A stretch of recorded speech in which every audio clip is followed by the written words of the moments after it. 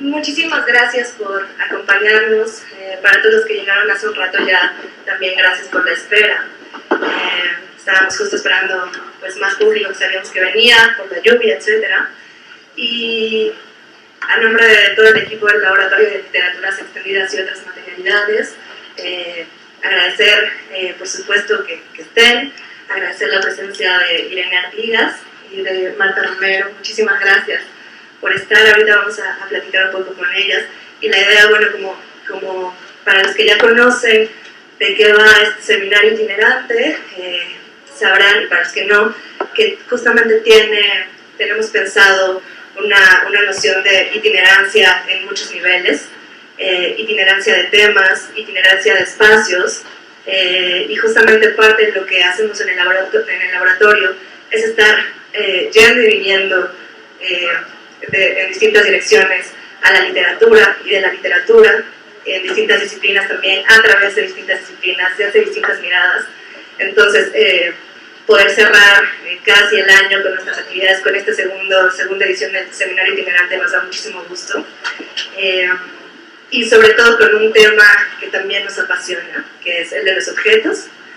Y justamente, ¿por qué pensar en los objetos hoy? ¿Y por qué pensamos como laboratorio el tema de los objetos?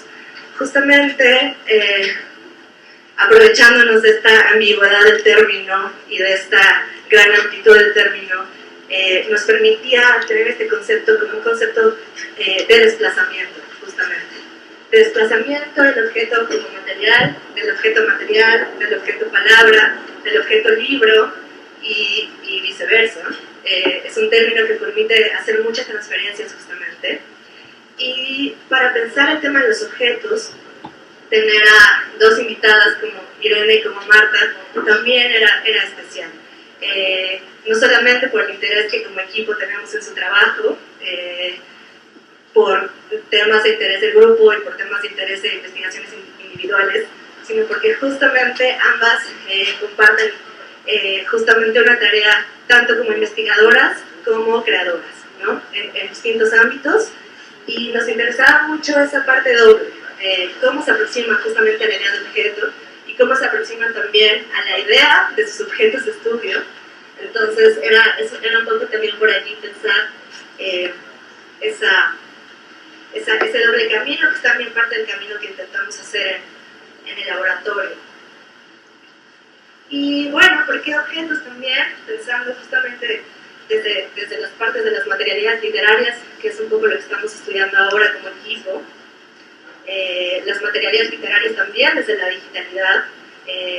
Pensamos justamente en el objeto desde su función, en el objeto desde su forma, por supuesto, en el objeto desde su superficie, en el objeto desde las relaciones afectivas que generamos con ellos, en el objeto como el objetivo y en el objeto como huella. Los objetos, pensamos también, se nos vuelven de pronto una especie de odradex, y nos persiguen y nos acechan, y de pronto se vuelven, su presencia cobra tanta relevancia que no podemos ignorarlos. Justamente entonces desde esta ambigüedad y esta amplitud del término, decía hace rato, un poco aprovechar esta cita de otro Joseph, que no es Cornell, sino Brodsky, que en ese libro maravilloso que es Marca de Agua, dice: después de todo, un objeto es lo que hace del infinito algo privado. Entonces vamos a aterrizar un poco aquí en algo que es privado y también vamos a volver al infinito, aprovechando primero el estudio que tiene Irene Artigas sobre este fascinante artista neoyorquino, coleccionista, cineasta, hacedor de cajas y de universos y de microuniversos, reembarcador, ahorita hablaremos de esto, que es Joseph Cornell. Y bueno, doy la palabra a Irene. Antes, nada más, hurgamos un poquito en tu cuenta de Twitter. Para los que no siguen a Irene todavía en Twitter, es otro de nuestros objetos de estudio, @de disparates. Cosas de estudio, exactamente. Hace casi 3 años Irene estaba leyendo paralelamente también a Cornell para otro contexto, y justamente desde otro lugar. Y uno de sus tweets que quisimos reproducir es, me lo voy a leer seguramente mal, pero: hoteles de la imaginación, las cajas de Joseph Cornell son catálogos que albergan lo lejano y lo cercano. De nuevo vamos a acercarnos y alejarnos de este gran objeto, y ya no voy a decir más, mejor le doy la palabra a Irene para que nos hable de este trabajo de Cornell y cómo otros también hablaron de su trabajo a su vez, cómo convirtieron el trabajo de un objetista en objeto. Y ya, muchas gracias. Pues gracias, Silvia. Voy a empezar agradeciendo la invitación al laboratorio, a Silvia, a María Andrea, a Roberto, a Susana, a Ana, que no sé dónde quedó. Muchas gracias por invitarme. Es un gran gusto estar aquí viendo además esto que están haciendo, que suena tan raro para lo que normalmente solemos hacer en la facultad. Gracias también por permitirme conocer a Marta, ¿no? Yo sabía de Marta desde hace mucho tiempo. También teníamos amigos comunes y ya, por fin, aquí están. Lo que les traje es un poco estas formas diferentes de acercarse a las cosas, sobre todo de Cornell, que es de quien me intentaron hablar. Pero con lo que quiero empezar es con un poema de Olga Orozco, que es otra vieja conocida, que es sobre los objetos, se llama Objetos al acecho. Les pasé unas hojas, si quieren irlo siguiendo ahí. Lo que quiero sobre todo es acentuar la forma en que ella piensa las cosas, cómo se relaciona con ellas. Dice: ¿dónde oculta el peligro sus lobos amarillos? No hay ni siquiera un pliegue en la corriente inmóvil que tapiza este día, ni un zarpazo fugaz contra el manso ensimismamiento de las cosas. Ninguna ventellada, nada que abra una brecha en estas superficies que proclamen su lugar en el mundo, mis dominios inmunes, mi pequeña certeza cotidiana frente a las invasiones de la oscuridad. Y sin embargo, surge la amenaza como un fulgor perverso o como una estridencia sofocada, quizás como un latido a punto de romper la frágil envoltura de las apariencias. Ha cundido la impía rebelión en mi tribu doméstica, acostumbrada antes al ritual de mis manos y a la mirada que no ve. Los objetos adquieren una intención secreta en esta hora que presagia el abismo. Exhalan cierto brillo de utensilios hechos para la enajenación y el extravío, contienen el aliento para el ataque indescifrable, transforman sus oficios en esta exasperada, malsana geometría del suspenso. Son gárgolas ahora, son ídolos alertas en muda interrogación a mi poder incierto. Se ha cambiado la ley, mis posesiones, mi presencia. Se han mudado los credos. El bello acontecimiento se extingue bajo el sol de la sospecha, y ninguna palabra que devuelva las cosas ilesas a sus humildes sitios, y ningún catecismo que haga retroceder esa extraña asamblea que me acecha, este cruel tribunal que me expulsa otra vez de un irreconocible paraíso, recuperado a medias cada día.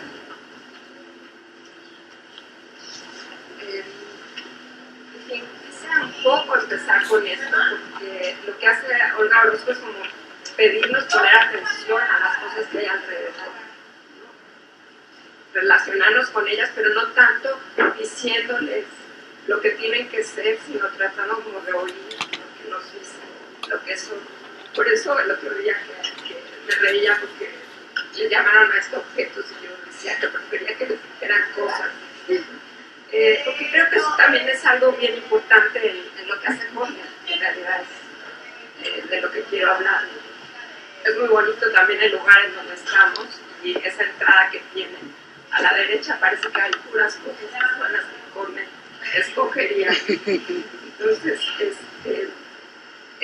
tengo aquí el video que también el otro día puso el laboratorio sobre la obra de Cornell. Se las voy a ir pasando para que lo vayan viendo.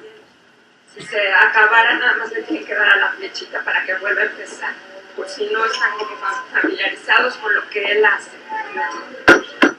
Tengo también estos libros que, claro, ya me dan un poco de pena después de estas maravillas que tiene aquí Marta expuesta, no tienen nada que ver con el libro de artistas, son más bien como juegos, ¿no? Que están también enseñándonos lo que es Cornell, ¿no? Tiene este librito que lo explica bien. Y es que ahora lo van a ver, es bien difícil realmente entender completamente las cajas, qué es lo que hay ahí. Lo que él hacía era juntar objetos que le gustaban y después ponerlos en estas cajas, de tal forma que se establecían como relaciones extrañas entre ellos. Pero siempre son relaciones que uno no puede estar completamente seguro de qué le quieren decir. Y eso es mucho como el enigma que hay detrás de todo lo que está él haciendo. Muchos han hablado sobre eso, tratando de explicar qué es lo que hacían, ¿no? Y esta es como esta lectura que se ha vuelto un poco paradigmática de la obra de Cornell, que es un poema de Octavio Paz, que se llama Objetos y Apariciones, que también les pasé.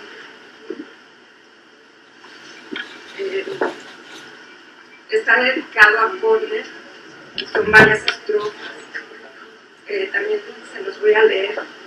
Hexaedros de madera y de vidrio, apenas más grandes que una caja de zapatos, en ellos caben la noche y sus lámparas. Monumentos a cada momento, hechos con los desechos de cada momento, jaulas de infinito, canicas, botones, dedales, dados, alfileres, timbres, cuentas de vidrio, cuentos del tiempo. Memoria teje y destejo los secos. En las cuatro esquinas de la caja juegan a la lelerí, damas sin sombra.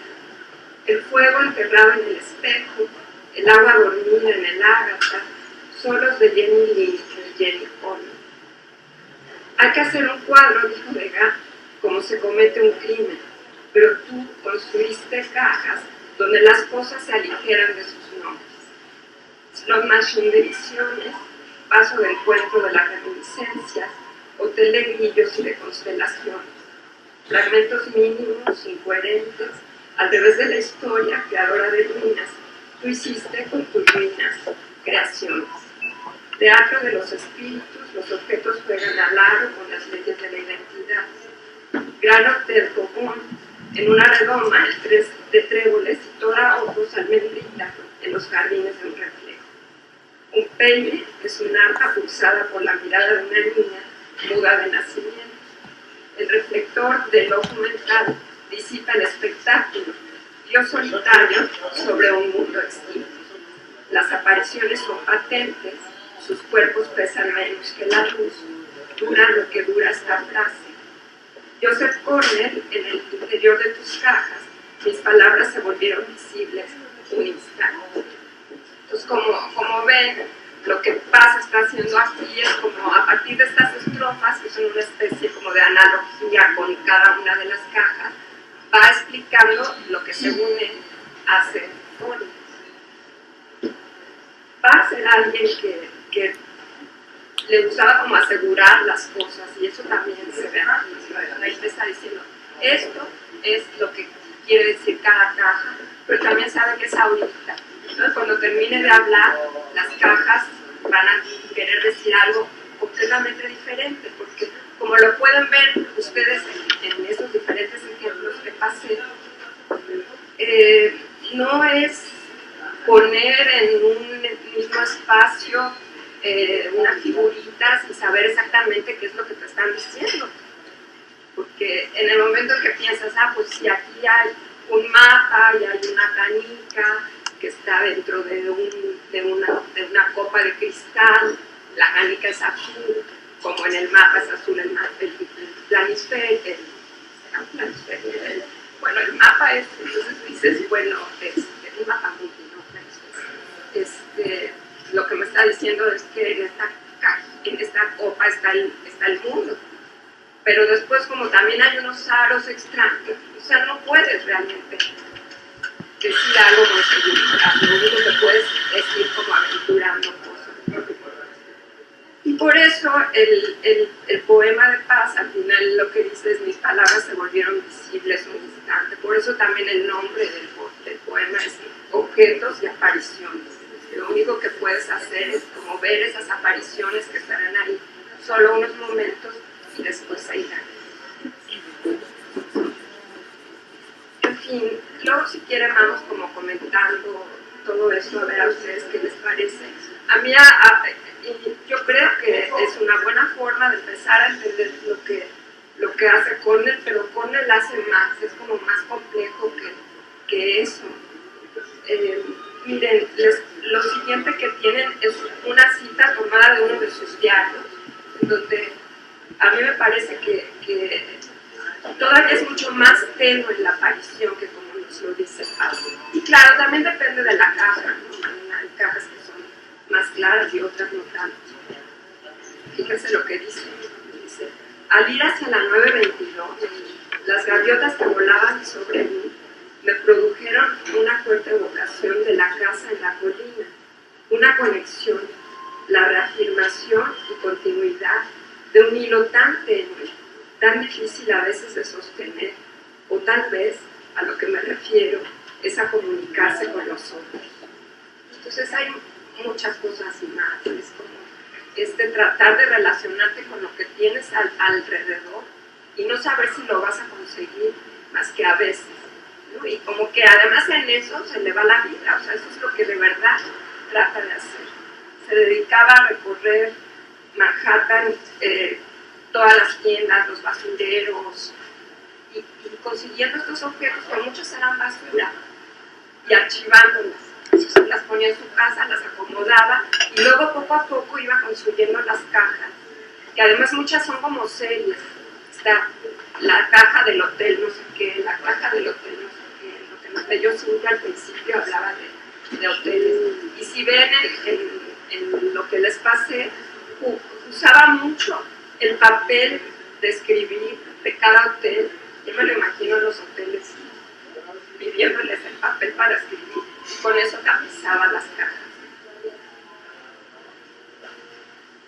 Bueno, comparen esto con lo que les leí de Olga Orozco al principio. Entonces parece que los objetos sí pueden estar ahí casi como amenaza, como ¿y ahora cómo hago para entenderlos? Miren lo que dice Ashbery sobre Cornell. Eso está en este libro que también está. Pues, es la crítica de arte que hizo Cornell, y tiene una entrada que solo que hizo Ashbery, tiene una entrada que es solo sobre Cornell. Dice: ante una obra de Cornell, uno se pregunta si en realidad puede seguir observándola, si no vendrá el artista y de repente hará que desaparezca tan misteriosamente como el hecho de que la creara. Y es que las cajas de Cornell encarnan la sustancia de los sueños de una forma tan poderosa que parecería que estas cosas tan eminentemente palpables y visibles se desvanecerán en el instante siguiente, como cuando la atmósfera de los sueños se vuelve tan intensamente realista que sabes que estás a punto de despertar. Entonces, lo que encuentra Ashbery ahí es como esta sustancia de los sueños, ¿no? Es algo que sí nos conforma, estamos hechos de ella, pero no podemos explicar muy bien, aunque quién sabe, igual instintivamente lo entendemos perfectamente. La cosa es que no podemos hablar con mucha claridad de eso. Y lo que Ashbery encuentra en la obra de Cornell es justo eso. Por ejemplo, él también en otra imagen preciosa que viene en ese libro que está pasando, dice que cada vez que ve una de estas cajas de Cornell, lo que siente es algo parecido al rodar de una canica sobre una duela de madera, estarla escuchando cuando eres niño. Entonces dice que ese mismo tipo de evocaciones son las evocaciones de las cajas de Cornell. En fin, es como un artista súper enigmático que está relacionado con el surrealismo, con la cuestión del objeto que encuentras casi azarosamente y que tratas de manejar, de manipular, pero como que siempre con este respeto de no obligarlo a hacer algo que seguramente no es. No es como los collages que normalmente estamos acostumbrados a ver, que reconocemos que están tomadas las partes de diferentes espacios, pero que se ponen en un lugar para que digan otra cosa muy clara, muy completa. En Cornell no es así. Tú sigues reconociendo cada cosa. Si se fijan, no son fragmentos de cosas, son cosas completas, que pone en un escenario muy diferente. Y lo que lo une con las cosas que hay alrededor son solo ciertas asociaciones, son redondos, tienen que ver con los mapas, tienen que ver con el juego. Hay uno que me encanta que tiene matatenas, yo no sé si ustedes saben lo que son las matatenas, pero los juegos que jugábamos de niñas hace mucho tiempo. Entonces, otra vez, ¿por qué están ahí? Si se fijan, ya en el poema de Paz, varios de los nombres de los cuadros con el slot machine, que son estas máquinas tragaperras, ¿no? Que lo que hacen es como hacer accionar imágenes y la idea en varias como series, y la idea es que te toquen todos iguales, pero que te ganes mucho belleza. Entonces, un poco está jugando con eso, y si se fijan, la forma de las cajas también hace alusión a eso, al juego, a los sueños, y a cómo te relacionas con los objetos. Miren, yo no sé, tengo cosas que hablar también sobre lo que hace Simic con Cornell, con lo que hace Negroni con Cornell, pero no quiero comerme el tiempo, es que no lo conté. Entonces, si quieren, podemos, le doy las palabras a Marta, y si quieren luego volvemos a ver qué es lo que hacen ellos con estas cosas.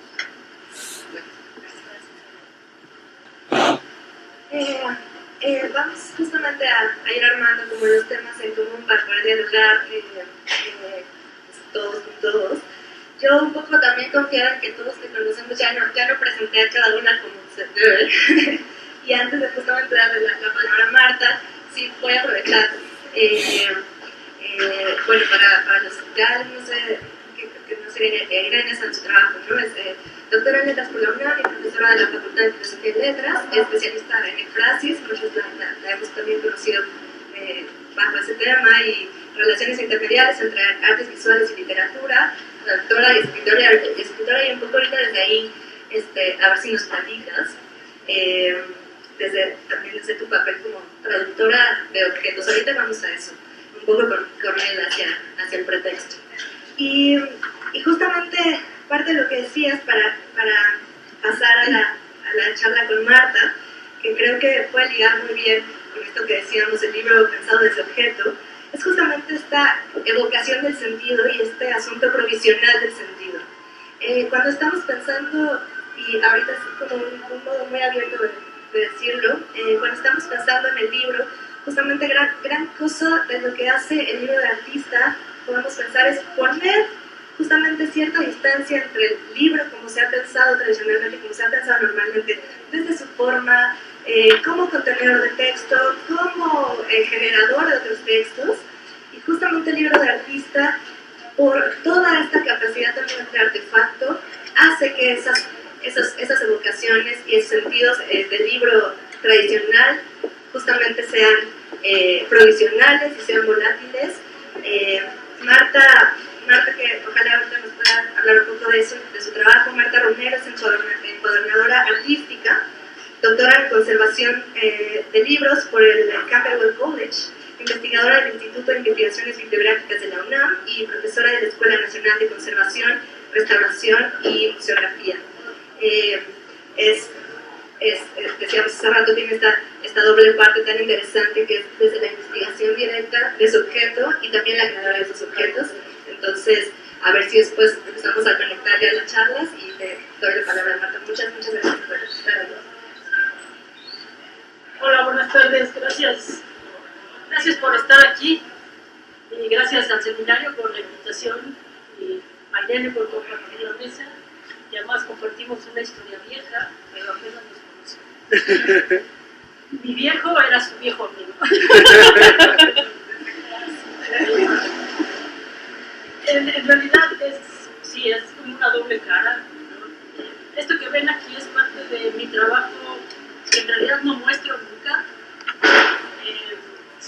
casi nunca. Yo soy química de profesión, que no lo sepa mi biógrafo. Y luego, bueno, la vida se encargó de llevarme por el buen camino y esas cosas, entonces estudié conservación y ahora me dedico a hacer la historia de la encuadernación mexicana a partir del siglo XVI, que es cuando se introduce el oficio. Pero lo que me llevó aquí fue que cuando yo terminé química, que aquí estaba conmigo mi gran amiga Sofía, que me acompañó en ese trayecto, quedé huérfana de profesión y en la búsqueda y con la elaboración de papel. Y a partir de ese papel quería hacer algo y entonces, bueno, así como mañanitas de cumpleaños, bueno, una libreta con ese papel, bla, bla, bla. Y en total terminé estudiando encuadernación. Fui por un curso de 20 horas y terminé, bueno, llevo 20 años en el oficio. Para mí la encuadernación fue muchas cosas al mismo tiempo. Por una parte, era un oficio que me permitía hacer algo, realmente la estructura del libro, el cómo se arma el objeto era la parte llamativa. Sin embargo,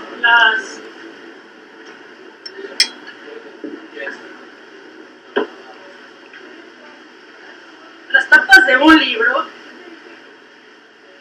son un área de expresión, ¿no?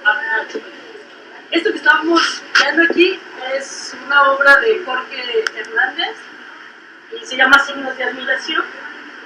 Él en alguno de los párrafos dice que el signo de admiración es como una corbata en los textos. Entonces de ahí viene que yo retomo esa idea y entonces hago esta encuadernación. A eso se le llama encuadernación conceptual, es decir, a partir de lo que la obra dice, tú haces algo. Es esto.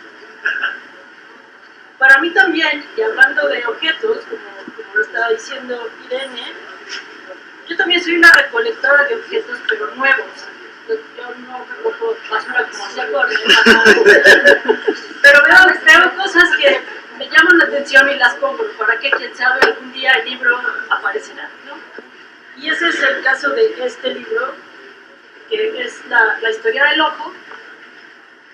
Si no conocen la historia, les recomiendo que la lean. Y no dormirán ni 4 días.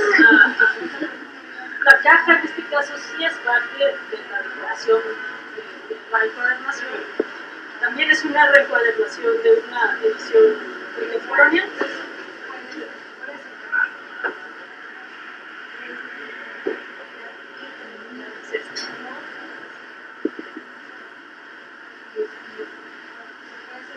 El que no se siente observado por este libro, ¿no? ¿Quién lo observa? El libro o nosotros.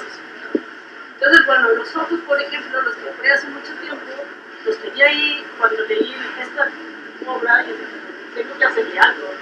Yo tenía sus ojos, voy a dejar los libros aquí para que al final el que quiera los pueda tomar. No los circulo por las casas.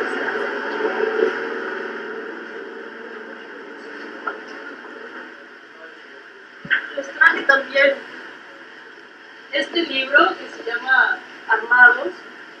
Esta caja es solamente protección, a diferencia de esta no entra en el diseño. Y es este libro que tiene acá atrás. Este libro extendido mide 4 metros. Y tiene una historia bonita, diré yo. Mi esposo me regaló estas ilustraciones que había hecho para otra obra, que no se usaron, y yo las tenía ahí cuando él se fue a Londres por varios meses. Le pedí a Vicente Quirarte que me hiciera favor de escribir los poemas para estas ilustraciones. Él eligió 12 ilustraciones de la serie que yo leí.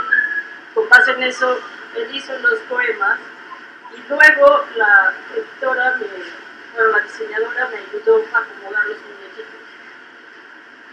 Con Vicente la experiencia fue muy grata, eso, de repente trabajar con un escritor de altos vuelos y decirle nada más tienes 12 páginas para escribir. El libro no va cosido, yo quiero que el muñequito salga así, entonces tienes que escribir algo para que mi muñequito salga así. Entonces, la situación se empezó a cambiar. En lugar del encuadernado ser el último en la fila, fue el primero. Y entonces eso fue una experiencia muy grata para tanto la diseñadora como para Vicente tenía mucha experiencia en hacer libros, pero no en libros tridimensionales.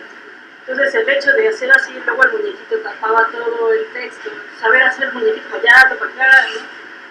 Bueno, al final tenemos esto, se tiraron solo 12, son 12 personajes, 12 libros, 12 poemas.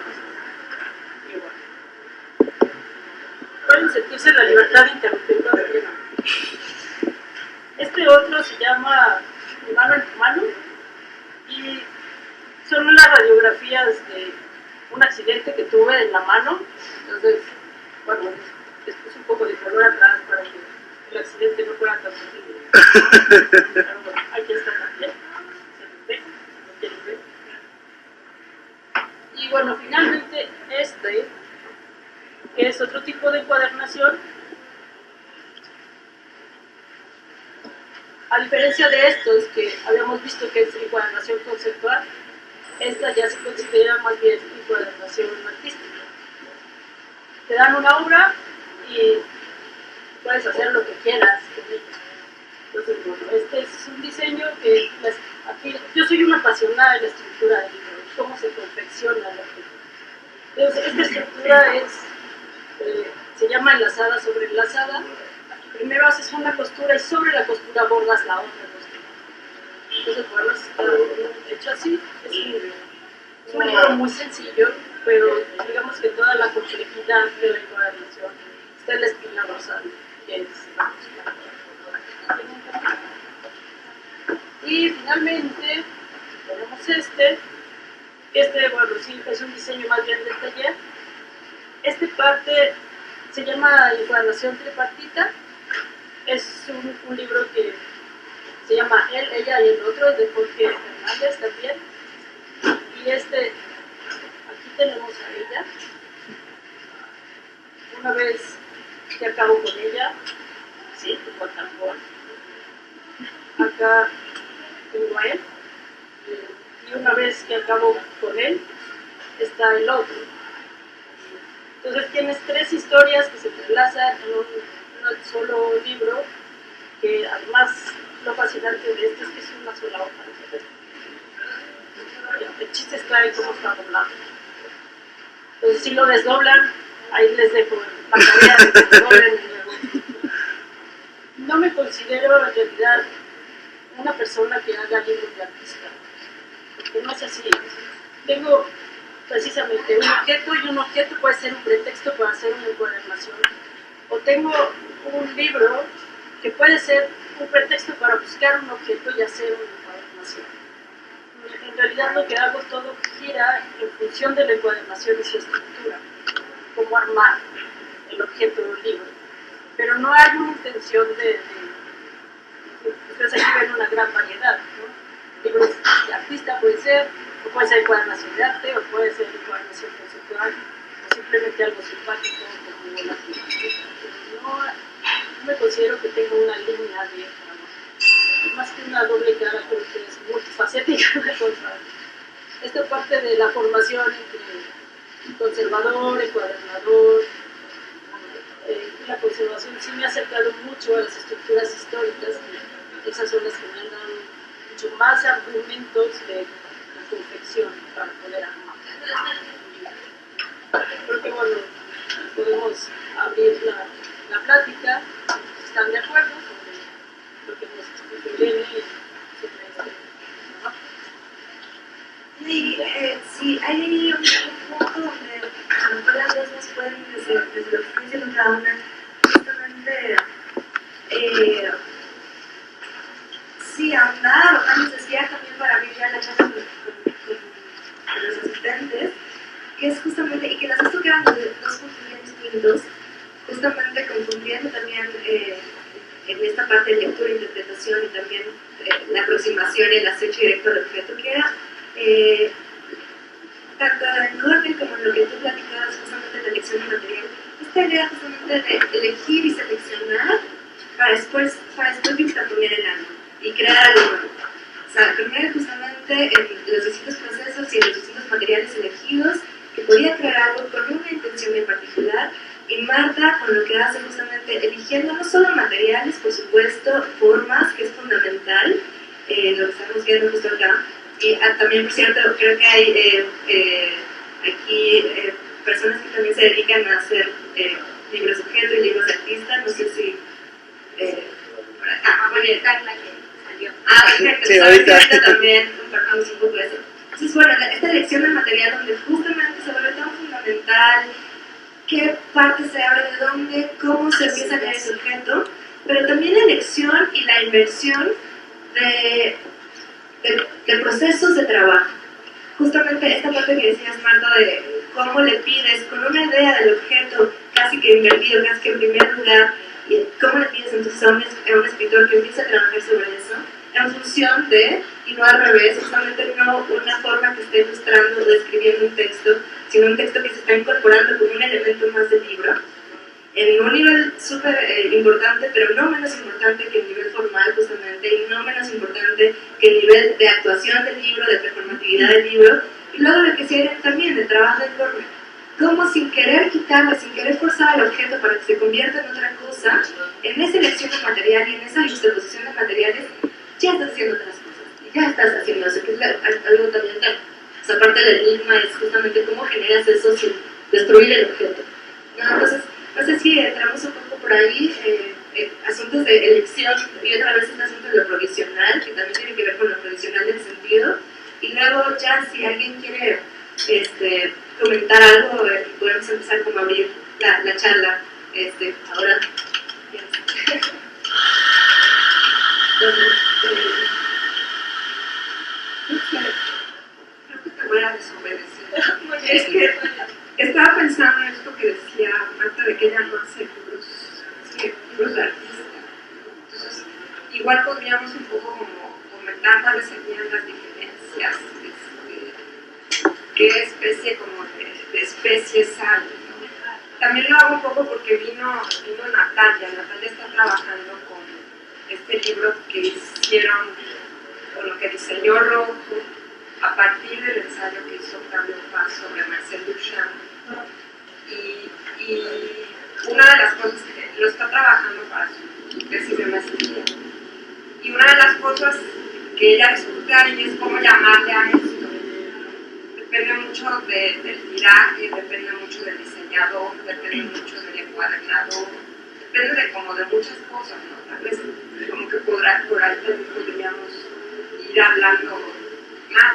Y también, a partir de lo que nos contaba Marta, se me ocurrió, porque decía, siempre estoy tratando, bueno, no lo dijo así, pero parecería que lo que se busca es como esta integralidad, ¿no? O sea, si el tema del libro es algo, entonces la forma del libro tiene que ser algo que haga eco con eso, que lo apoye, que lo complemente.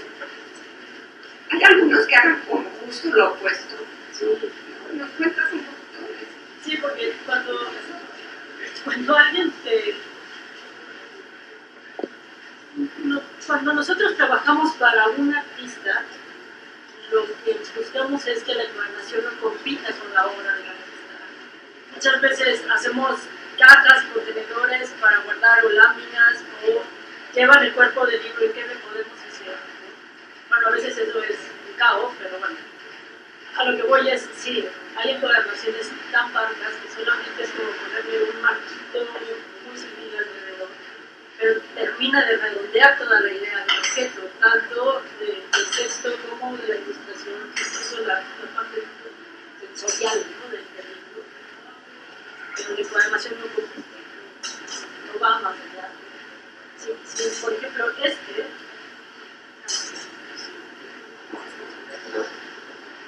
es una encuadernación súper sencilla.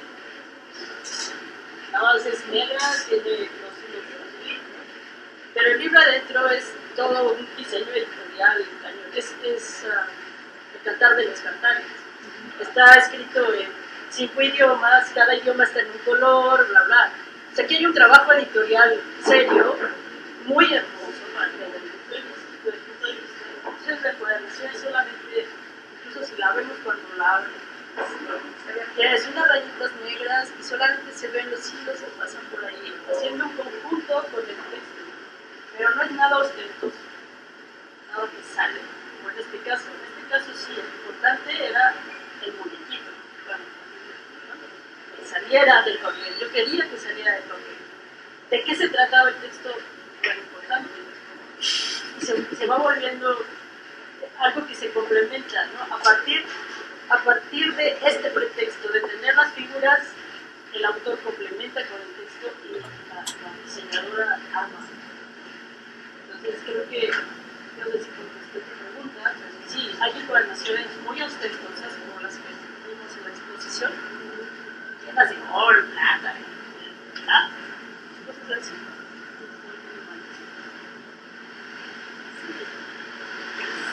Es precioso, es como el aura que eso le da al libro en sí. O sea, sí, empezó Cintia hablando de esta cuestión emotiva, emocional de los objetos, y en este caso es ¿no? De que tengas esta cosa que hizo un artista especialmente para intentando conseguir ciertas cosas, le da un aura diferente, una reverberación diferente de cualquier libro que estamos acostumbrados, que sean muy bonitos libros y así estás buscando otras cosas. Tan es así que, por ejemplo, en este libro que es el que hizo Negroni sobre Cornell, lo que trata de hacer es que parezca un cuaderno de estos de recortes y de pegar cosas, y que aparezca en algunas partes algo que parece como letra manuscrita, ¿no? Esa yo se la hice, ¿no? Imaginarias, pero que hay otra parte esto. Entonces, al final, sí tiene una carga especial que el libro tenga todas estas cosas que el artista le da. Yo creo que, bueno, hablando como encuadernadora desde la oficio, ¿qué cachucha te pones? ¿No?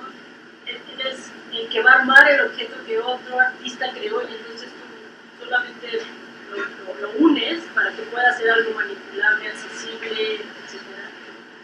O sea, tú eres el creador, como él, ves que está todo hecho, pero también estás en medio, ¿no? Respetando la obra que ya está impresa y diseñada y tal, pero esta es una creación que ya puedes hacer lo que quieras. Pero a lo mejor acá no, aunque tienes un límite, porque el artista no eres tú, el creador no eres tú, porque tú eres el complementador nada más, como decía. Entonces, a veces, sí confieso que a veces se calla en una tentación horrible. No, esto no va más, otra cosa. No, hay que quitarse. Pero bueno, entonces compras una obra y tú ya no puedes. Sí, es una cosa más complementaria. Creo que esas piezas donde el encuadernador y el libro de artista se hacen en conjunto, las piezas se logran mucho mejor, porque se articula la forma de confeccionar el objeto con lo que el artista quiere dar. No sé si han tenido la experiencia de tener libros de artistas que son muy bellos, pero como están un poco mal armados, sin lo que ¿no? Te quedas con los cachos en la mano. Entonces ya no fue el mensaje que tú como artista querías dar, porque está mal manufacturado. Que las cajas de Cornell, por ejemplo, sí, es basura, pero están divinas, no tiene un error, todo está perfectamente bien cuidado, bien acabado, y eso te da una imagen de la intención de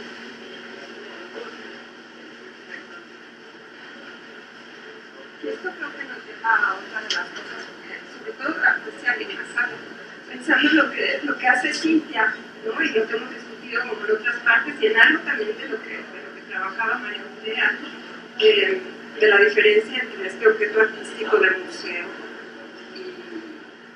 y el que no lo es, el que es, ¿no? Tal vez esa es la diferencia entre un libro de artista y esto, el tiraje, ¿no? El que haya 12 nada más, pues si lo tengo que tocar, lo voy a tocar realmente con reverencia, no lo vaya a estropear. En cambio, justo para que pueda llegar a más gente y más gente lo vea, pues hay estos tirajes. Y de repente, eso lo veíamos con Natalia, es justo el tiraje el que te dice si es un libro de la diferencia entre un libro de artista o no. Entonces, es igual a ver si alguien quiere decir algo. Pues justo aprovechando. También, justo partiendo de esto que preguntaba Elena a Marta y por lo que empieza a responder Marta, no podemos dejar de pensar en Carrión.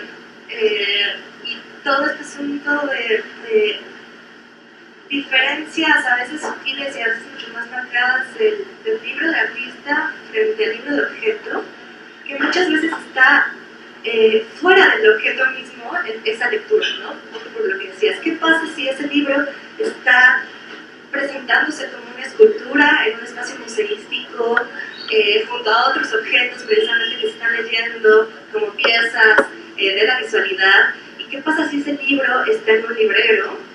¿Y qué pasa si ese libro se abre de alguna forma? ¿Y qué pasa si a ese libro podemos cambiar las páginas una tras otra en el sentido de la normalidad de esa paginación, de ese pasar de páginas?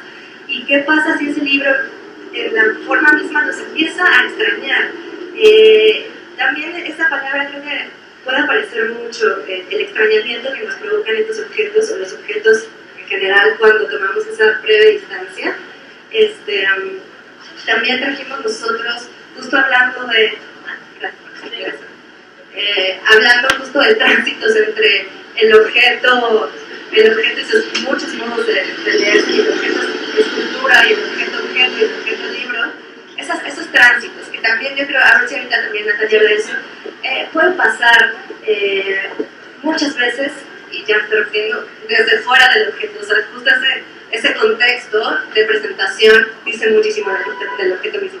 El tiraje, o que simplemente, justamente en este tema que también hemos trabajado en el laboratorio, que tiene que ver con los libros vacíos y los libros en blanco y los libros borrados, ¿qué pasa con esos libros que no están presentando nada más que la información, justamente el tiraje, o la información justamente de la distribución?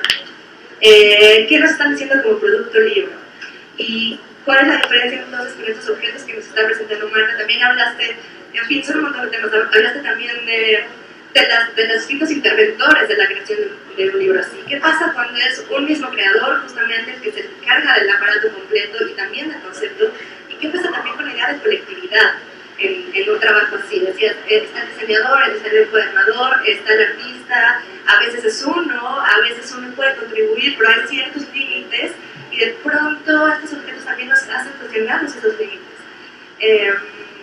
Voy a dar ya, abrir un poco el micrófono para que le pregunten a nuestros invitados o hablen ustedes lo que quieran hablar sobre estos temas. No sé si hay un comentario ya de entrada. Yo veía a nuestro querido Roberto ya muy apuntado para decir algo, si quieres una vez. Sí, pero si hay alguien más. Sí, le damos la... Sí. No sé si hay alguien más. Bueno, yo solo quería mencionar una cosa que creo que no se ha mencionado, sí, y que es bien importante, ¿no? Por ejemplo, cuando yo hago libros de artistas, que no he hecho muchos, tengo 3, y siempre pienso cómo el material o cómo la técnica en la que estoy haciendo cierto libro o cómo lo voy a fabricar va a condicionar la lectura de mi lector, por así decirlo, ¿no? O sea, apenas estoy experimentando con algo que no, con un texto que no es mío, ¿no? O sea, más bien al revés, siempre agarro un texto de alguien y trabajo con eso y a partir de mi lectura escojo los materiales para fabricar el libro. Y no sé, o sea, ahí va como un condicionamiento, siempre estoy pensando, bueno, este texto trata de esto, entonces necesito primero pensar en un objeto que condicione el texto, para que haya una relación siempre. O sea, siempre estoy pensando en eso, en la relación texto-objeto directo, o sea, no simplemente como una justificación de, bueno, para que se vea diferente, no sé, creo que tiene que ver también con eso, que cambia de lector como lector, de un texto que sea totalmente diferente. Sí, es totalmente parte del enigma de la materialidad también, de la materialidad literaria, y justo aproximarte desde ahí y ver cómo esa forma está condicionando lectura y también dinámica, cómo el cuerpo cambia, las manos se colocan como distinto, si tienes un libro de frente, si lo puedes ver sobre una mesa o si solamente lo puedes ver tras un vidrio o tras un cristal, todo el aspecto material es gráfica, por supuesto, teniendo influencia en esa recepción del objeto. Sí. Bueno, yo primero una pregunta que, bueno, un comentario que hace Susana Santoyo desde Twitter. Sí, no está Susana. La tocaya Susana Santoyo desde Twitter dice: yo pienso que el tiraje no hace al libro de artista. Varias editoriales ya hacen tirajes grandes de libro de artista, por ejemplo RM. Y bueno, más allá de las clasificaciones, a mí me gustaría preguntarle a Marta, justo retomando lo que ahorita comentaba Olinka de los materiales, si tú de algún modo estás pensando solo en el objeto, cuando haces, o sea, cuando tienes la mayor libertad posible, si estás pensando en el objeto como un producto estético, o si también estás pensando en el lector, en cómo va a ser leído ese texto. Yo sé que la encuadernación genera esos modos de lectura, pero ¿tú piensas en algún tipo de lector o es una necesidad estética que luego será derivada en modos de lectura distintos? Que me perdonen, pero rara vez pienso en el lector. Sí, además vale saberlo, sí, claro. O sea, yo hago el objeto y espero que el objeto sea lo que te llama a investigar qué hay adentro. Pero nunca pasa por mi cabeza el lector. Lo que sí es, por ejemplo, en este caso, hay un texto y hay un respeto por el trabajo del autor del texto. Eso sí, como la ilustración, hay un respeto por el trabajo del ilustrador. Entonces, lo que yo trato es que el trabajo de los tres se vea aquí. ¿Cómo lo quieras leer, armar? Eso es, ahora sí que como tú quieras. Es más, por ejemplo, es un ejemplo de eso. ¿Cómo lo vas a leer si como tú quieras abrir a él, a ella, al otro, o ponerlo colgado en el techo? Es igual, ¿no? El objeto es para mí. Yo lo hago porque quiero hacer el objeto. Si hay un lector, padre. Si no, padre, lo mismo. El objeto es lo que sí hago. Ese es el arte. Sí. La pregunta de Susana, sí se... Digo, la cuestión de del debate sobre el término, si quieren... ¿No quieren comentarlo?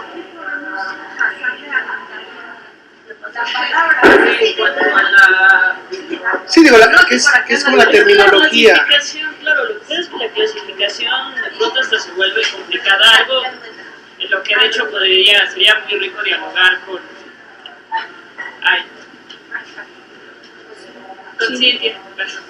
Era justamente la terminología que maneja Carrión cuando de pronto te dice, ahora, bueno, en la nueva edición que te dice, bueno, ahora voy a definir como libro arte, y de pronto no te queda muy claro entonces qué es ya el libro de artista, ¿no? Pero yo, por ejemplo, me volví loca en algún momento con las clasificaciones.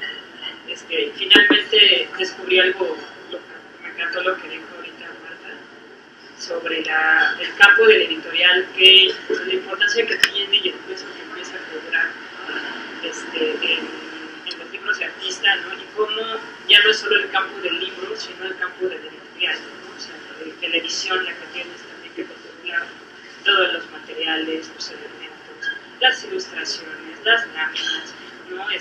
Por ejemplo, en el caso de Marcel Duchamp, pues pues Octavio Paz lo pensaba hacer una monografía. Él, de hecho, eso aparece en las cartas que le manda a Orfila, que era el editor del siglo XXI en ese entonces, y en ese momento le dice, yo solo quiero sacar una monografía ilustrada, ¿no? Le manda la carta a Vicente, y Vicente Rojo le dice, ok, vamos a ver qué se puede hacer. Y como a Vicente Rojo le parecía la figura de Marcel Duchamp muy compleja, es que decide empezar, ¿no?, como a jugar con el espacio o con los objetos, ¿no?, de la edición, ¿no? O sea, el material, o sea, la impresión en Clarasil para poder hacer el gran vidrio, las láminas, ¿no? Empezar a pedir los permisos a los museos para representar los reading mates, cómo poner los reading mates, como todo fue por correspondencia, poner los reading mates en un sobrecito, ¿no?, ajedrezado, mostrar tal vez el exilio de Duchamp también en esos ajedrezes, ¿no? Entonces, cómo realmente hay un diálogo ahí ya entre el diseñador de libros, que es Vicente Rojo, con el poeta, con el ensayista, que es Octavio Paz, ¿no? Y tal vez, no sé, realmente Octavio Paz no creo que hubiera pensado el resultado final.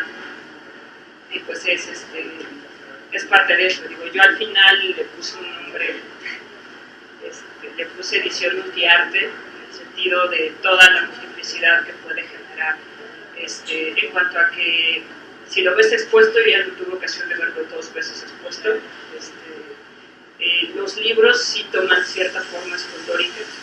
Si los ves abiertos, pues obviamente ves las láminas, entonces toma otro tipo de perspectiva.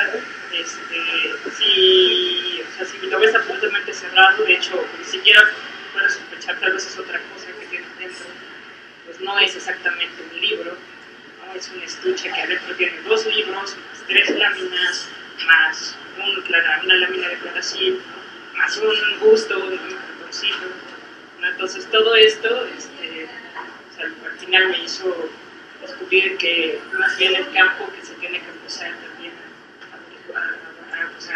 a escampar, me interesa mucho la editorial, y no sé qué tengas que decir también en ese sentido, ¿no? De la edición, de las propuestas que todo el campo de la edición puede ayudar, ¿no? En el arte del artista y de los objetos. Yo no sé qué tan importante sea realmente la clasificación taxonómica, ¿no? ¿Te gusta el objeto o va? No, si es de artista, de arte, feo, bonito, bueno, no importa, ¿no? En realidad, de qué se trata. Nuestra experiencia con la cuestión editorial ha sido un poco compleja porque los libros normalmente llegan ya cuando está todo resuelto. Entonces tú tienes que empezar a diseñar una estructura a partir de algo que a lo mejor no tiene ni de dónde agarrarse. Hablo con los libros de artistas sobre todo, ¿no? Y que llegan o con fotografías o con grabados, con textos y grabados, y me dicen, aquí hay una encuadernación que se haga, se haga en una esfera, no se puede haber partido por, ¿no? Hojas redondas, ¿no? Entonces todavía como que no hay una conciencia de que hay distintas disciplinas que están involucradas en esto, y el encuadernador, por haber sido un oficio más que otra cosa, no se considera parte creativa, ¿no? Sino simplemente un técnico armador. Y no es así. Realmente para llegar a una solución propositiva desde una estructura, sí necesitas conocer cómo se mueve el sistema de libros. Y eso, si los artistas lo conocieran un poco mejor, tendrían propuestas todavía mucho más fuertes, más completas, ¿no? Porque precisamente la cosa funcionaría como ellos están pensando en su cabeza. Y eso sería mejor. Ahora, sí te digo que encontrar un diseñador que entendiera lo que nosotros queríamos hacer fue súper difícil, porque no se podía entender que lo estábamos haciendo al revés. Ya de entrada, es que el escritor solamente tiene 3 hojas para ella, 5 para él y 4 para el otro. No, pero ¿cómo? Te doy mi texto y que ya lo rompas. Siempre como volver al principio a lo que estamos acostumbrados. Y estamos justamente tratando de romper eso. Bueno, podemos partir de las ilustraciones, y hay que ser. Podemos partir de la encuadernación, podemos partir de otra cosa, porque todos tenemos el mismo papel en el proceso y en la producción de lo que era esa. Sí, ese es mi punto de vista. Sí. Bien. Bueno, Natalia necesitaba una etiqueta que le describiera lo que pensaba. Sobre todo porque el libro siempre se presentó como que era el ensayo de paz y todo lo demás era nada más como accesorio. Entonces justo su tesis de decir que no, hasta el mismo Vicente Rojo le dice, no, yo solo lo diseñé, solo hice la labor editorial, pero es que esa labor editorial hace que este libro sea totalmente diferente a la edición que tengo yo en mi casa de la apariencia desnuda, que solo el ensayo. Entonces, lo que ella está tratando de hacer es como buscar algo que le explique esta impresión que tiene ella cuando ve esta edición especial del ensayo de paz. Otra de las cosas que me da risa que tiene que ver con justo esto que dices, es que llega un momento en que igual ya la gente ni lo va a leer, quiere ese libro del objeto, tenerlo ahí, el relacionarse con él. Y es algo de lo que hemos hablado mucho con falla, que ya me dices que no sé hasta qué punto tengo realmente como que meterme mucho en el ensayo de paz, o si puedo nada más quedarme en todo lo que hay acá.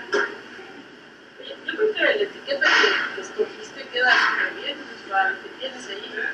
Y normalmente se le da peso al más conocido del equipo.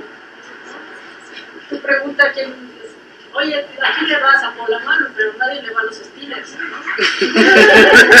Es una cosa así. Entonces, tu texto, el libro que tú tienes, todo el objeto es padrísimo, pero lo refiere como el ensayo de paz.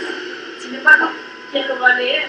Lo que quieres es tener el objeto otra vez, con todas sus piececitas, que además es fantástico, con todos los elementos. Yo creo que lo que de la etiqueta que tú le das está, desde mi punto de vista, está bastante bien, porque sí engloba todo.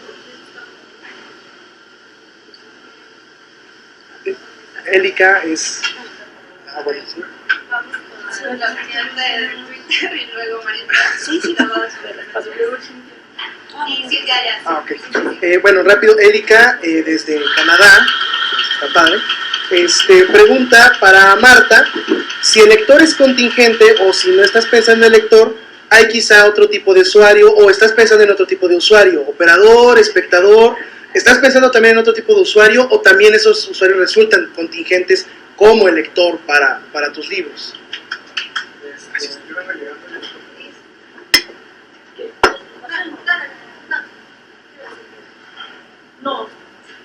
No tengo ninguna intención. Por eso al principio aclaraba, son libros que muestro poco, porque los hago porque se me antoja hacer. No hay una intención de que se conozcan, ni de que se publiquen, ni que sea el bestseller de la época, no. Solamente está ahí y si alguien lo quiere ver, padre. Para mí un lector es un lector el que lee el texto, el que lee la ilustración y el que lee la materialidad del objeto. Porque esa es otra cosa que es lo que decía Olinka, gracias. Que ella elige los materiales para guiar la lectura, ¿no? Para enfatizar lo que tú quieres sobre el texto. Entonces, claro, también la materialidad influye, obviamente, en la lectura. Y a veces obvias, que es lo que pasaría con el ensayo de paz, obvias el texto porque estás viendo todo lo demás. Desde mi punto de vista, es difícil pensar en un lector, porque el lector es de lo que tú quieras.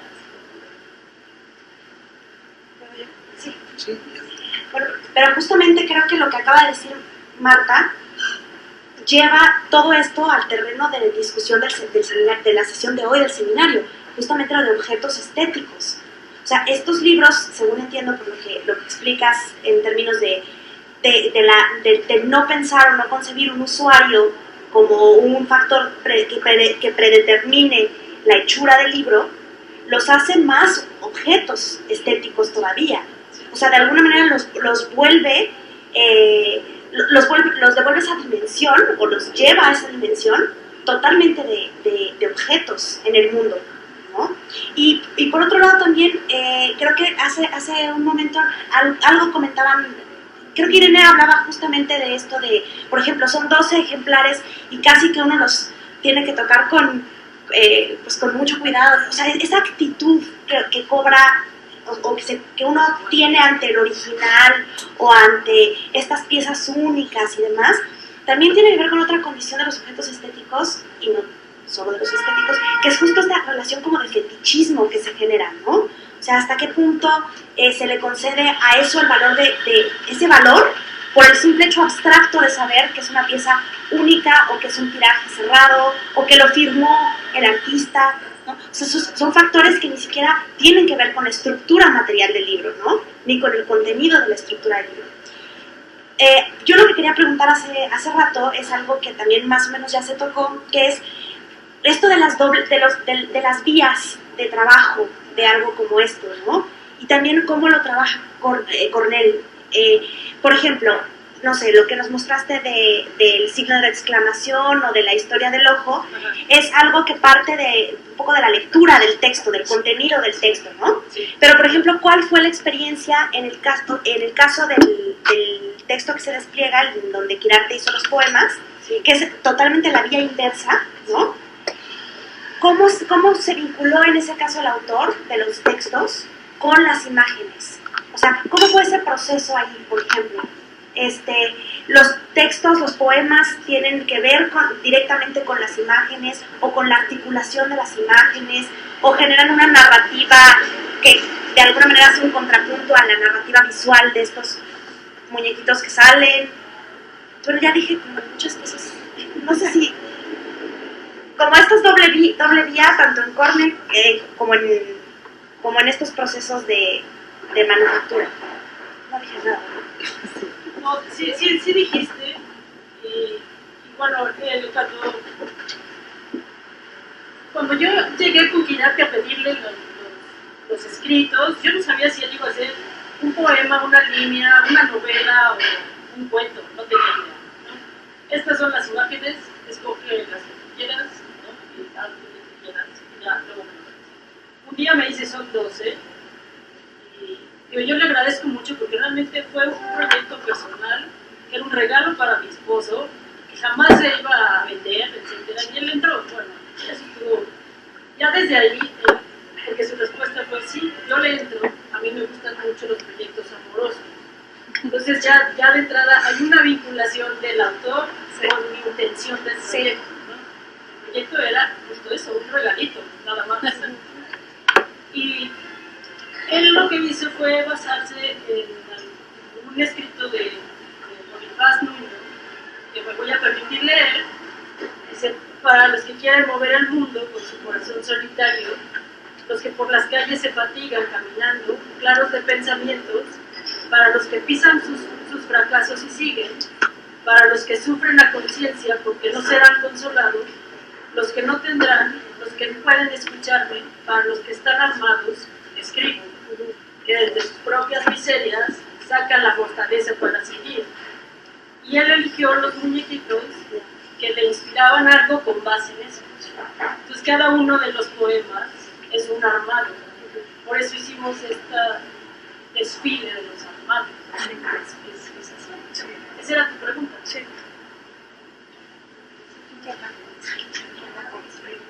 Sí, no, ya me ganaron básicamente tus preguntas. Vamos a, creo que quiere comentar algo de... No, está bien. Sí, Sonia. Bueno, no, o sea, realmente creo que ya se dijo. A mí también me llamó la atención como esta afirmación de yo no pienso en mi lector cuando estoy creando. Y también, o sea, quería comentar justo esto, ¿no? Como, o sea, a mí me cuesta mucho pensar que, no sé, pienso que no, al momento de estar creando no está pensando en un lector, pero finalmente uno hace, o sea, al momento de hacer este libro piensas en el libro que te gustaría leer, ¿no? O no tanto como leer en el sentido del texto, sino en manejar, o como decía Roberto, en usar, como ser el usuario de este libro, uno piensa en esto, ¿no? O yo pensaría que un creador de alguna manera, quizá no tan consciente, puede estar pues, teniendo esto al momento de crear, ¿no? Me preguntaba entonces qué motiva esa creación, no porque tenga que tener como un destino o una finalidad, pero sí me salta esa duda, ¿no? Entonces, ¿qué motiva la creación, el hacer estos libros? Para mí, como te dije, la superficie que te da una tapa de un libro es un área de expresión. Y hay muchas cosas que a veces uno quiere decir, pero no las quiere gritar, solamente decir. Y a veces este tipo de cosas para mí es solamente eso, decirlo. Y si se da la oportunidad, como algún día pasó con María Andrea, me dije, ven, te voy a enseñar los libritos padres, ya te los enseño. Se acabó, ¿no? No hay otra intención. En esta hay una intención muy clara que ya les conté, ¿no? Mi vida íntima, que está aquí. O este que es de mi accidente, bueno, son radiografías con colorcito. Pero significa otra cosa, porque bueno, sí, el accidente, la mano, un encuadernador, te puedes imaginar. Bueno, pues es una expresión, por eso está en negro. Y por eso la parte de la mano viene en colores. Es algo que yo quería decir, pero tampoco me gusta estarme quejando de que válgame Dios, ¿no? Ya, aquí está, ok, ya, lo que sigue. Es más por ahí mi intención. Y sí me da gusto a veces compartirlo porque es más, es como abrirlo, la parte íntima de mi trabajo, que esto es más personal. Y bueno, muchas gracias por estar tan interesados en estas piezas, la verdad, muchas gracias. Futuros lectores. Una de las cosas que desde que vi el póster, el cartel, así como que dije, bueno, objeto, díganle cosas, no digan objetos, es esta cuestión del objeto estético. O sea, esta carga que le damos a lo estético y que yo cada vez, la verdad, creo menos que es como casi como ídolo, aquí tenemos que hacer la gran reverencia y que solo tiene que hablar de las cosas más íntimas de la esencia humana, bla, bla, bla, todo esto que es muy del siglo XIX. La verdad es que cada vez creo menos en eso. O sea, sí creo que las cosas que valoramos, tanto escritas como armadas, como las que vamos a ver, tienen más que ver con esto de lo que está hablando Magda. Son proyectos personales, proyectos con los que uno se puede involucrar emotivamente. Y por lo menos para mí así ha sido la literatura. Y así después resulta que todo el mundo que habla de los valores universales, tampoco creo ya en los valores universales, que bueno, pero sí siento que tiene más que ver con estas especies, usando una palabra que usa Negroni para traducir el libro de sí, que es como tótems. O sea, hablaron de fetiches, pero también son como tótems. Son como estos dioses particulares que uno venera, pero no como se veneran a los dioses, que es para todo. Ni siquiera sé si debería estar hablando en términos de dioses. Pero la carga de objeto estético es también la que es muy parecida a la del libro de artistas. Son estas como cosas a las que uno siente que jamás va a tener acceso, porque están como flotando, quién sabe en dónde, y además ni les vamos a entender. Defíneme lo que es estético, defíneme lo que es valor universal. Tal vez el libro de artista es el que te exige que te pongas guantes para manipular, ¿no? Pero si no traes el guante ya no es libro de artista. Desde mi punto de vista, un libro que no se toca es un libro que no puedes ojear. Realmente es un libro, ¿no? Ahora ponte el guante y si nos vamos a lo que decía gracias, pues todo su trabajo que está en función de su textura, pues ya fue. Ya no es el mensaje que ella quiere dar. Entonces, esas son también las cajas de córner. O sea, las cajas de córner tienen cajoncitos y tienen puertitas y tienen canicas que tú deberías de poder hacer que rodaran, pero pues claro que no se puede. Pero entonces, ¿ahí qué pasa? El mensaje que quería Cornell a través de esa caja Queda como que te lo imaginas. en puntos suspensivos, ¿no? Así como cachos y cachos, ¿no?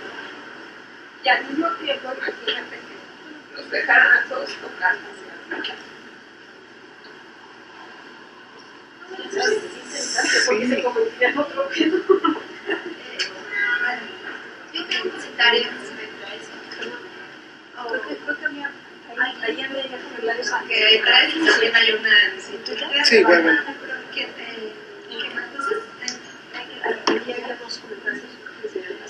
No, lo que estaban hablando, yo quería preguntar si cuando hacen ustedes un libro, un objeto, no estás pensando en el lector, pero si te ocurre pensar en la futura historia que vaya a tener, cómo al pasar de la historia quizás a quien lo herede, le cambie, le haga diferentes cosas y termine siendo otro objeto. Si ustedes llegan a preguntarse esto, ¿cómo va a ser la historia de este objeto?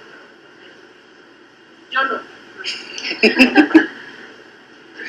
Pero no sé si, porque yo creo que ahí sí Cornell pensaría en eso, ¿no?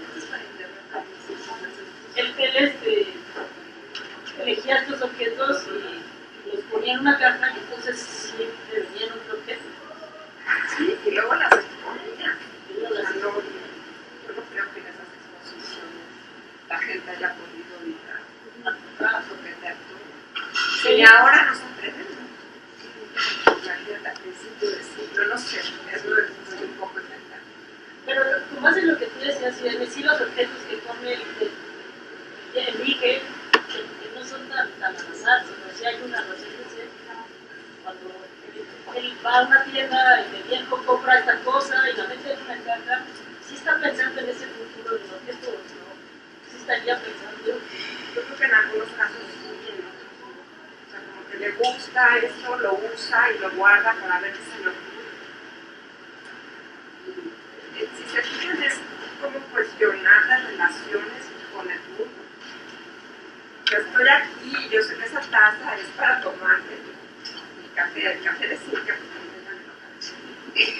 pero si lo pongo en esa caja sosteniendo una cañita, ya es un poco también como cuestionar que de verdad la taza sirva para eso y solo para eso.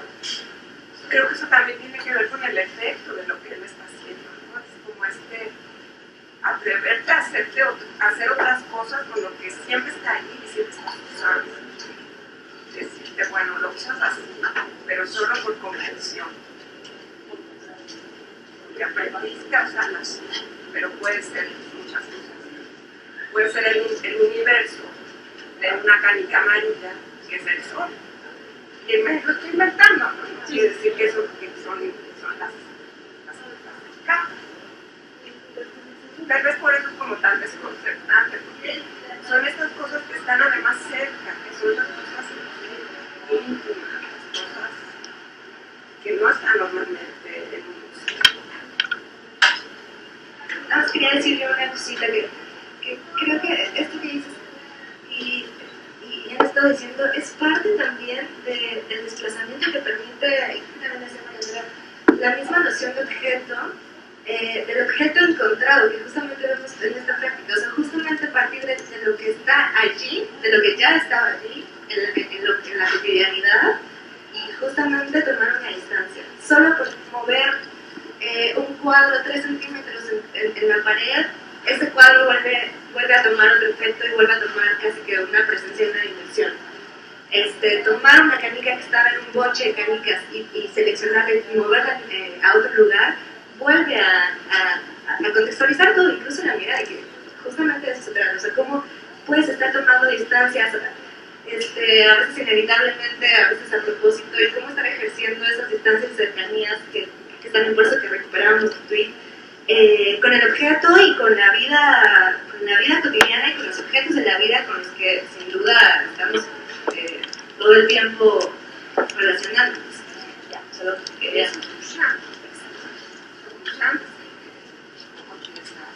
hacer eso. Nada más que él te dice, a ver, esto ahora es un toro. Y en cambio Juana nunca te lo dice así, ¿no? Solo te sugiere alguna cosa. Y en ese solo sugerirte, y no estoy seguro, hay como un espacio para muchas cosas. Que además estar ahí como rebotando, ¿no? Como puede ser también esto, puede ser también esto, puede ser también esto. Y yo siento que eso es mucho del encanto que tiene.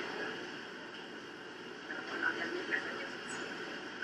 ahora que Irene hablaba en algún momento sobre el aura de los libros de artista y también sobre los fetiches y los tótems, recordé una plática que tuve con un anticuario que una vez que me dijo algo que me impresionó mucho y que era que lo que él no alcanzaba a entender sobre su trabajo era por qué había ciertas cosas que parecían tener una energía particular que aseguraba su supervivencia a lo largo del tiempo. Es decir, por qué hay cosas valiosísimas para la humanidad que se han perdido y por qué hay cosas tan triviales como pueden ser una cuchara, una moneda, un pasador que sobreviven cientos de años y de pronto uno los encuentra y son valiosísimos, ¿no? Quizás también son valiosísimos porque tienen toda una historia. Pero pensando en alguien como Cornell que encuentra cosas en la calle, que solo alcanza a conocer como parcialmente las historias de estos objetos, me pregunto, pues no sé, qué interviene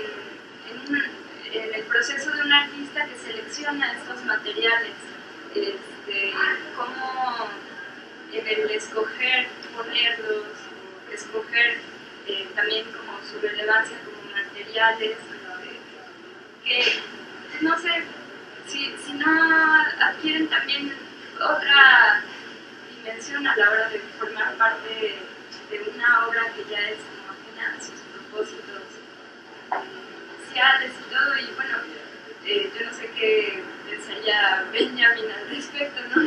Pero pues sí, me gustaría que hablaran un poquito acerca de eso.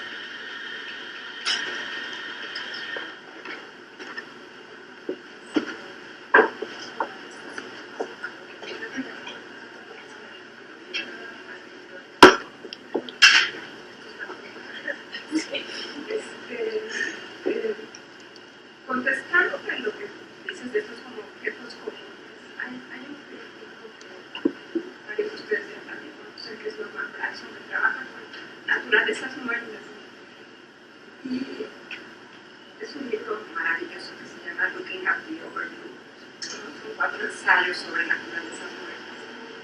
Y hay uno que habla de las cosas, de las mesas, que habla, por ejemplo, de la cuchara, del tenedor, y se hace estas mismas preguntas que se hacía el anticuario. Lo que dice es que una cuchara en muchas civilizaciones siempre tiene casi la misma forma, y es porque sirve para comer la sopa, tomar la sopa.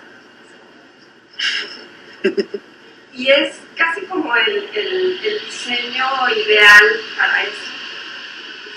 Entonces, así es como explica que la cuchara siempre tenga esa forma de cuchara y el tenedor esa otra forma de tenedor. Que lleva muchas cosas. Yo me pregunto si de verdad no es nada más porque nos dedicamos a copiar todo y reproducirlo y sirve, pues lo sigo usando, ¿no? Y eso no quiere decir que no pueda haber otra forma mejor de usarlo. Entonces, eso, según Bryson, sería como la forma de contestarle al anticuario. ¿Qué más? Bueno, que cómo cambiaba el sentido de esos objetos cuando uno los usaba en otras cosas y adquirían un nuevo aura, se vuelve, sigue siendo una cuchara al fin y al cabo. Sí, lo cambia completamente. También aquí siempre como este ejemplo que es muy malo, que es una película para niños de Pixar. Se destruyó el mundo y está este robot tratando de acomodar lo que quedó, pero pues no tiene muchas cosas. Entonces pone las cosas que se parecen juntas. ¿Cómo pone pues, las cucharas juntas, los tenedores juntos, pero de repente hay algo que está justo entre cuchara y tenedor y no sabe qué hacer, no sabe dónde acomodar. Y es un poco como la labor que está haciendo Natalia con esto que tiene y con esto que decía Marta de pues, las etiquetas al final no importan, pues es que a veces sí, porque por ejemplo, eso te va a decir para qué tienes eso que está ahí. Pero siempre hay algo que no entra en ese orden. Y al final eso es lo que nos gusta.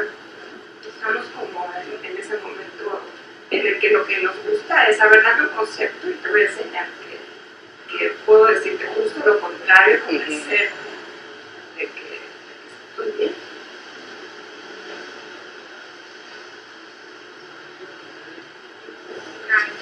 Bueno, regresando a lo que estábamos hablando sobre el libro de artista como un objeto estético que se muestra en un museo y por qué nos cuesta como tanto trabajo entender si simplemente se exhibe o por qué ya no se puede tocar.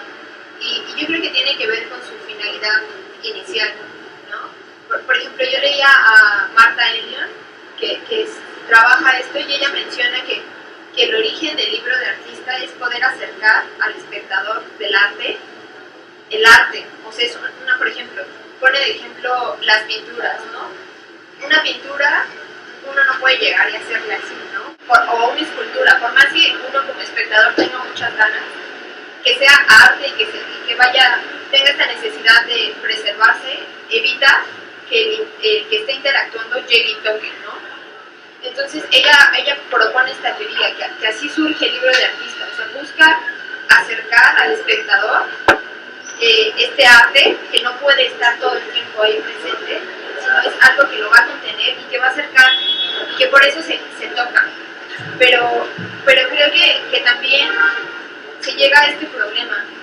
¿Qué pasa si todo el mundo lo toca y llega un momento igual? O sea, se regresa otra vez, siendo arte, regresa otra vez a este problema de, bueno, si lo tocan todo, ¿qué va a pasar?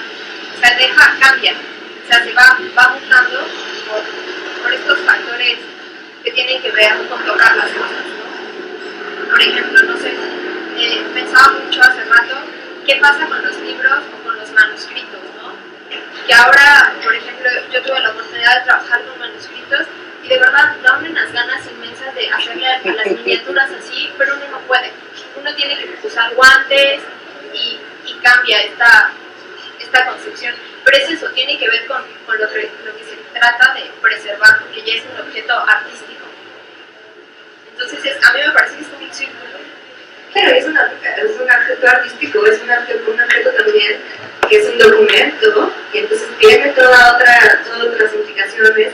O es un objeto que más bien sirve como justo huella, o sirve como para archivo, o es un objeto que justamente se quiere, como estás diciendo, de tal o cual modo. O sea, justamente no, o sea, creo que parte de lo interesante de lo que se puede decir sobre los objetos es que nunca están aislados, que siempre están hablando de su propio lugar y de su propio lugar de enunciación. Y un poco ahí también recuperando lo de cómo los nombras y cómo nombras esas categorías, tiene que ver con eso, provisionales todo el tiempo, cambiantes todo el tiempo y a veces intercambiables también. Que nombres un libro y que lo pongas en un espacio donde la gente no suele tocar los objetos, va a hacer que te aproximes a ese objeto libro distinto de como te lo encontrarías en la biblioteca central, en el piso 7, o sea, te vas a aproximar completamente distinto a ese objeto. Entonces, y allí pueden ser dos objetos casi iguales, o sea, formalmente muy parecidos, pero te das cuenta que nunca están aislados. Es también lo que decía Irene de la historia de la cuchara, o cualquier cosa que usamos en este modo cotidiano. O sea, el contexto, el espacio, cómo lo nombras, con qué otros objetos los pones juntos, etc. Es súper interesante ver esa parte también que mencionas. Sí. No sé si Twitter ahí, hermano. Sí, Twitter. Porque hay varias. Bueno, en realidad en Twitter había varias preguntas que creo que en realidad se relacionaban. Bueno, más que preguntas eran comentarios. Otra vez Susana Santoyo vuelve a decir, bueno, en realidad hace un comentario a lo que se había dicho sobre los libros de artista y el trabajo de los artistas con procesos editoriales. Dice, creo que muchos artistas contemporáneos desde hace años sí tienen conciencia de la materialidad del libro y las relaciones entre medios, es decir, sí existe conciencia de la posibilidad escultórica, visual, espacial, de objeto, etcétera, depende del caso. Y ofrece, creo que será una cosa interesante para después, cuando quieran organizamos una visita a la colección de libros de Alumnos 47, tienen objetos en los límites de la noción de libro.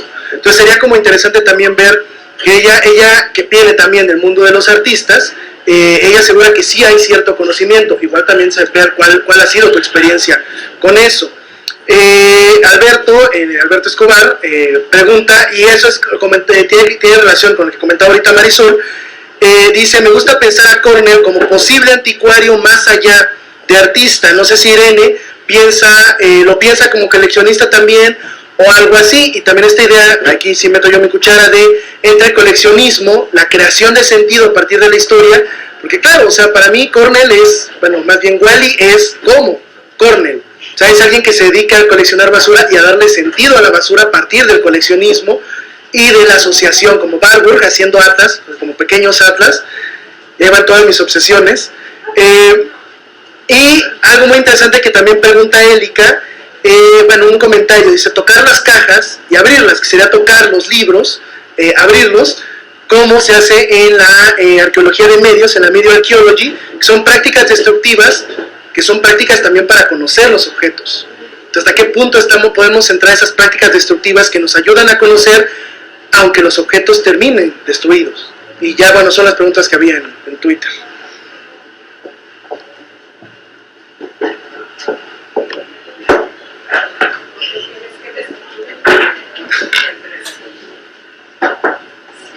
Tocas esas cosas,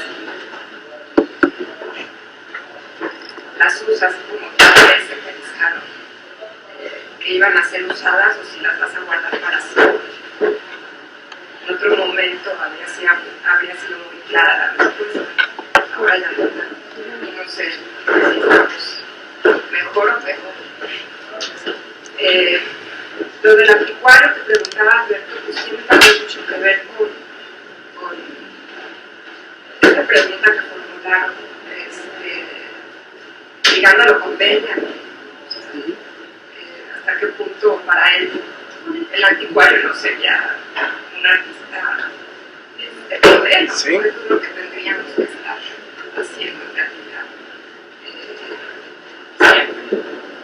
Y tengo otra pregunta que es un poco ahí con una aplicación para Marta, es de papel.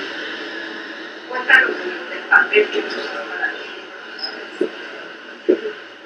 Si quieres dar unos catálogos de los papeles. En realidad son papeles comerciales. No tengo ningún nexo económico con Lumen, pero es Ingres, este es Ingres. Este es IQ, que ahora no se llama de otra manera, pero es un papel que por cualquier lado encuentras. Este igual es un Ingres. Entonces no son papeles ni especiales, precisamente por eso, porque no está pensado en una cosa así, no está tan armado en ese sentido. Bueno, pues este papel está padre, tiene la textura que yo quiero, etc. Lo puedo encontrar porque esa es una de mis traumas. Una cosa que te sirve hoy ya no le encuentras mañana. Entonces, que haya papel suficiente en el mercado para mis cosas y ya. Sí. Entonces, no me complico mucho. Pero sí te paso una lista. Yo también tendría otra cosa de la pregunta que hicieron por ahí, que tiene que ver con esto de la historia que está relacionada con esos objetos. Y por ejemplo, en el caso de Cornell es súper claro que él no está interesado en darte un relato, en darte una historia, o sea, está buscando otras cosas. Las asociaciones no necesariamente son de causa-efecto que te van a llevar a otra causa y a otro efecto y lo que estás acostumbrado, que son relatos.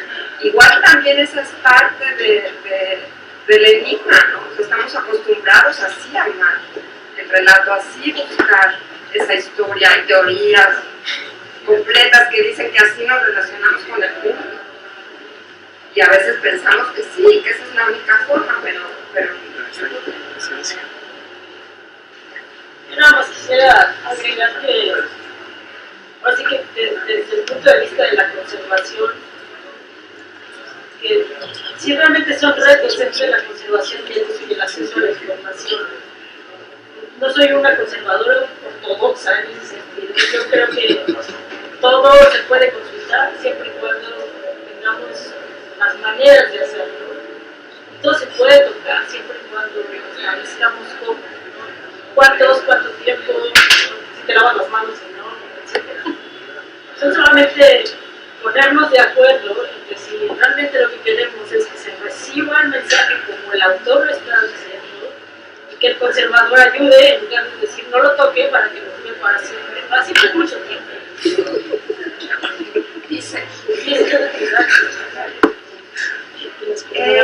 Bueno, vamos a tener que cerrar ya, que no lo queremos, pero bueno, ya es la hora que me acordaba.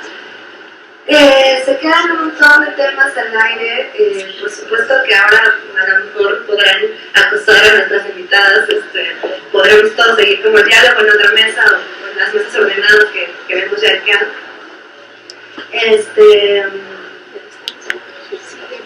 Sí, gracias, sí, de los temas que se quedan un poco al aire también, pensando también en Élica, otra integrante del laboratorio que ahora no está acá, pensamos también en lo que hace Ana Cecilia, que tiene que ver con objetos sonoros, lo que hace Élica, que tiene que ver con objetos digitales, todo ese otro mundo también de pensar en la modalidad de objetos se queda fuera. Quisiéramos hablar de tantas cosas con Irene y con Marta, el asunto del remix, el asunto también un poco de la nostalgia, teníamos muchos temas que obviamente en 2 horas no es posible agotar, pero justamente para eso está también nuestra plataforma en internet. Un poco la idea de estar haciendo estas derivas y estos encuentros y luego las relatorías en nuestros espacios, que los que asistieron como hoy ustedes o los que nos están viendo desde la red o los que no pudieron puedan continuar el diálogo con los invitados y con quien quieran en la web. Entonces siempre hay como un canal allí donde pueden dejar comentarios y ya desde ahora les comprometemos a que si alguien me hace preguntas por ahí se les podamos pasar a ustedes y pueda seguir el diálogo también por ahí, un poco extender esta idea del seminario. La página es geom.net, leom.net, o en Twitter también cualquier comentario es @geom_, y ojalá que podamos continuar el diálogo. Muchas gracias también a la gente de Central 1123, muchas gracias.